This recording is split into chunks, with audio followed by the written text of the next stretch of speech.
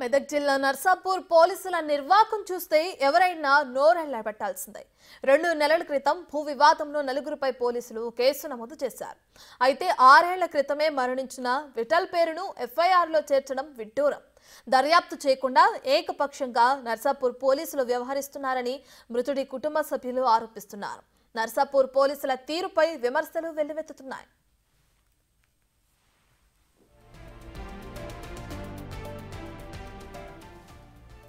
6 ఏళ్ల క్రితం చనిపోయిన వ్యక్తిపై ఎఫ్ఐఆర్ చేసిన ఘటన నర్సాపూర్లో సంచలనంగా మారింది.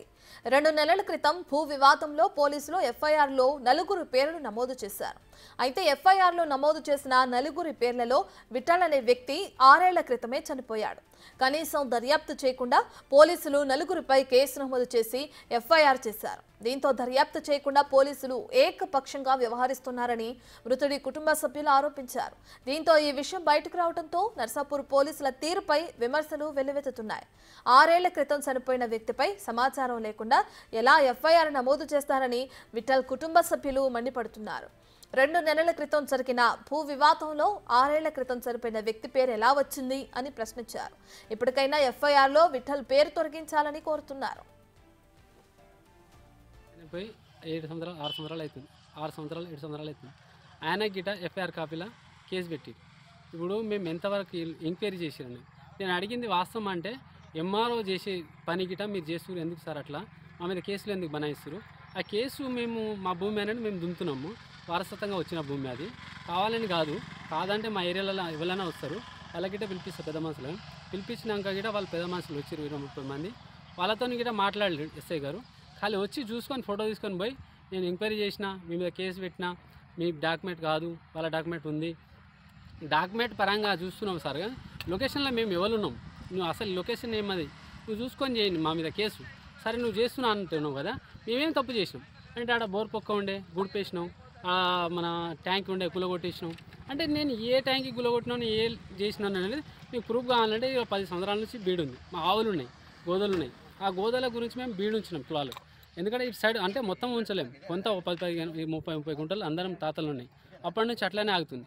ఎందుకంటే అసైన్మెంట్ నీకు పట్ట ఎట్లా అయింది అని మేము అడిగితే ఆయనకు అవుతుంది, ఆడియో చేస్తాడు, అది అట్లా అధికారం వాళ్ళకు ఉండే, వాళ్ళ ఆడియో గట్ట అప్పుడు చేసిరంట అని ఎస్ఐ మాట్లాడతారు నాతో. మా మీద అక్రమ కేసులు పెట్టారు. మా డాడీ చనిపోయి 6 సంవత్సరాల క్రితం అవుతుంది. నారాయణ హృదయాలయ సురారంలోని హాస్పిటల్లో హార్ట్ అటాక్ వచ్చి చనిపోవడం జరిగింది. నర్సాపూర్ ఎస్ఐ ఇలాంటి ఎంక్వైరీ చేయకుండా మా నాయన పైన, మా పైన, మా ముగ్గురు మీద ఆగిన అక్రమ కేసులు పెట్టి భయగురింతకు పనిచేస్తున్నాడు. మేము ఎలాంటి పిటిషన్ ఇచ్చినా కానీ మా పిటిషన్లకు ఎలాంటి రెస్పాన్స్ ఇవ్వడం లేదు. పిటిషన్లు మళ్ళీ రిటర్న్ పడేస్తున్నాడు. మేము ఎంత చెప్పినా మా మాటలు వింటలేరు, ఏం చేసుకుంటారో చేసుకోపోరు, ఎంతవరకైనా చేసుకోండి అన్నట్టు మొత్తం దుర్భాష మాట్లాడుతూ ఎస్ఐ అక్రమ కేసులు పెడుతున్నాడు. మా డాడీ చనిపోయి 6 సంవత్సరాల క్రితం అవుతుంది. ఎలాంటి ఎంక్వైరీలు కానీ చేయడం జరగలేదు.